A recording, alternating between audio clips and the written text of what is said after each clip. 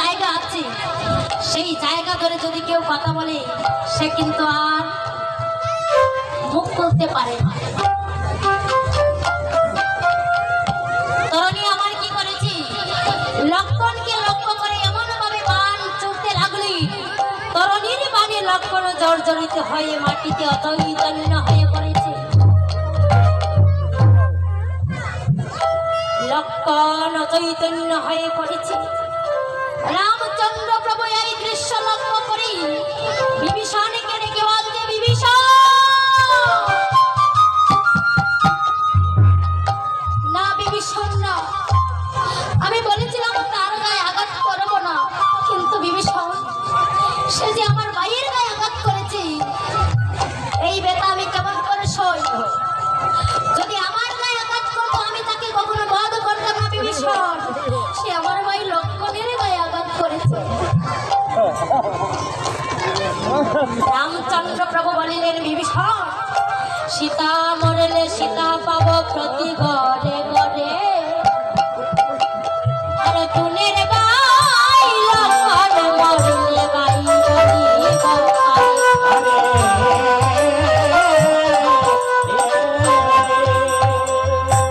আরো বলিলেন, তিনটি মাতা চারটি বাতা জন্ম ভাগে ভাগে, জন্ম ভাগে আর তাহার চাই অধিক দুঃখী ভাই মরে যারা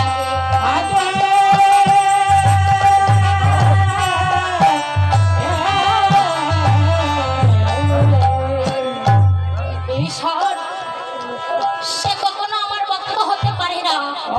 যদি আমার ভক্ত হতো আমাকে আঘাত করত আমার ভাইকে না। এইবারে রামচন্দ্র প্রভু একের পরে বান ছুটছে তরণীর উপর, কিন্তু বাবা ভগবানের কি লীলা, একটা একটা বান ছুটছি আর প্রত্যেকটা বান ফুলের মালা হয়ে তরণীর গলায় গিয়ে জড়িয়ে পড়ছে। ফুলের মালা হয়ে তরণীর গলায় গিয়ে পড়ে রামচন্দ্র প্রভু চমকে উঠলেন, দেখে বলছে, বিভীষণ সে কোন মায়াবী এসেছে, আমি তাকে যতই আঘাত করার চেষ্টা করছি কিন্তু আমার বান তো তাকে আঘাত করছে না। সে কে এসেছে?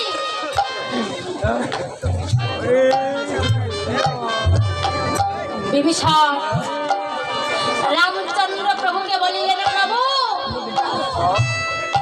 সে কোনো সাধারণ মায়াবী নয়, তাকে যেমন তেমন অস্ত্র দিয়ে বধ করা যাবে না, তাকে একমাত্র ব্রহ্মাস্ত্র দিয়ে তাকে বধ করা যাবে। বৈষ্ণবীয় বাণ ছাড়া তাকে বধ করা যাবে না।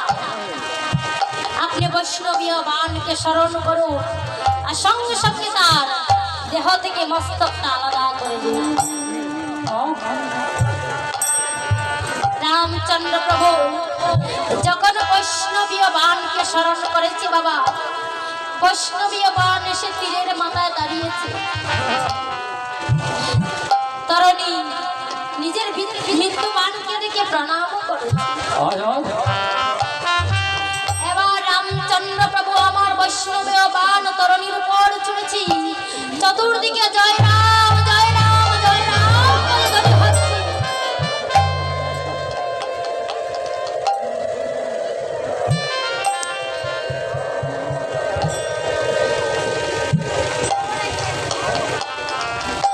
চতুর্দিকে জয় রামের ধ্বনি হচ্ছে, আর ওই বৈষ্ণব বাণী গিয়ে সঙ্গে সঙ্গে তরণীর মস্তক থেকে দেহ থেকে মাথাটাকে পৃথক করে মাটিতে ফেলে দিয়েছে।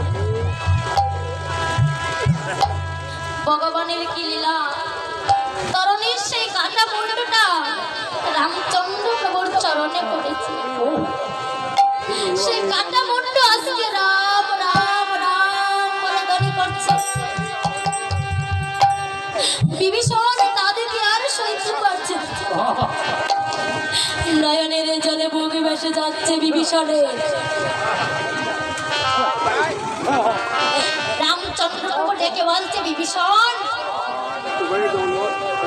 বিভীষণ এই লঙ্কাতে এতজন রাক্ষস মারা গেল, কোনোদিন তো তোমার চোখে জল দেখতে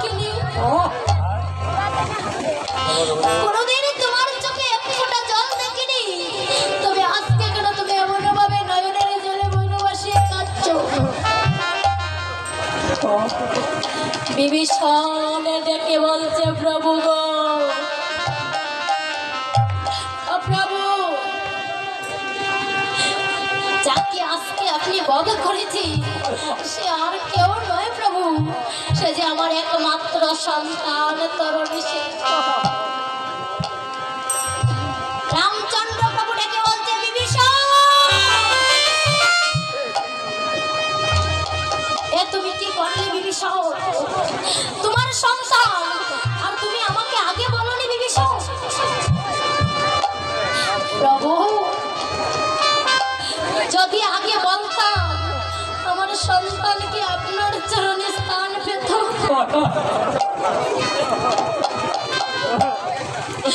যদি আগে আমি তার পরিচয় দিতাম তবে তো আমার সন্তান কখনো আপনার চরণে পেত না। রামচন্দ্র প্রভু আজকে তরণীর কাটা মন্ডটা করে নিয়ে বলছে, তরণী রে, এ জগতে কত ভক্ত দেখেছি, তোর মতো এমন ভক্ত আমি কখনো দেখিনি তরণী। তরণী, আমি আজ তোর কাছে ঋণী হয়ে গেলাম, বল তুই আমার কাছে কি চাস? আমার কাছে তো কোনো কিছুর অভাব নেই, বল তুই আমার কাছে কি চাস? তরণী আজকে কেঁদে কেঁদে বলছে, প্রভু, রাক্ষস করে জন্ম নিয়েছি আমি, তোমার চরণের অপরাধী। জানি না এই জীবনে আমি কতই অপরাধ করেছি প্রভু। দয়াময়, যদি কোনো আশীর্বাদ দিতে হয় তবে আমাকে এই আশীর্বাদ দিন, তোমার সঙ্গ ছাড়া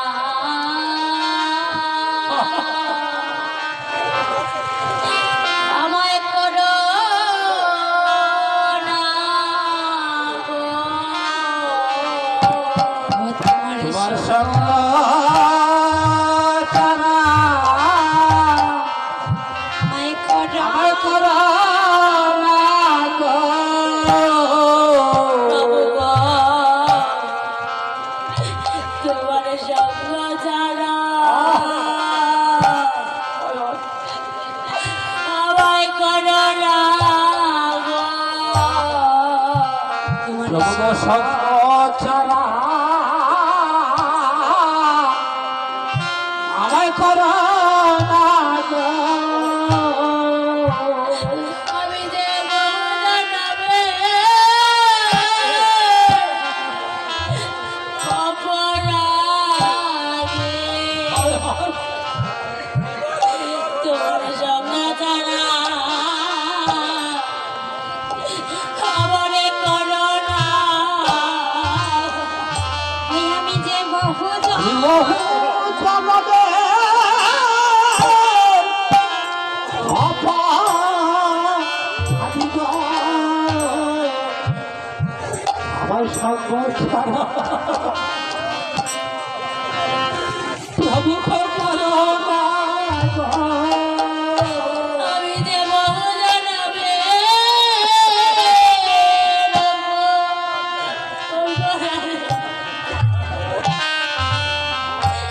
তোমার সঙ্গ ছাড়া আমায় করো না গো। আমি বহু জন্মে অপরাধী তোমার সঙ্গ তোমার সঙ্গ ছাড়া আমায় করো করো না গো। আমি আর কোনো চাই না প্রভু গো।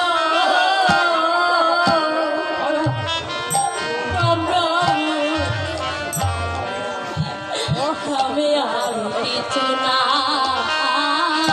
প্রভু গো, আর কোনো চাই না দয়া, ও দয়া, আমি আর না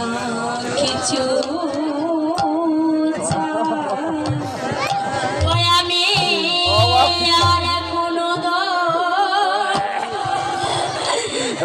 না প্রভু গো ও দয়াল গো আমি আর কিছু না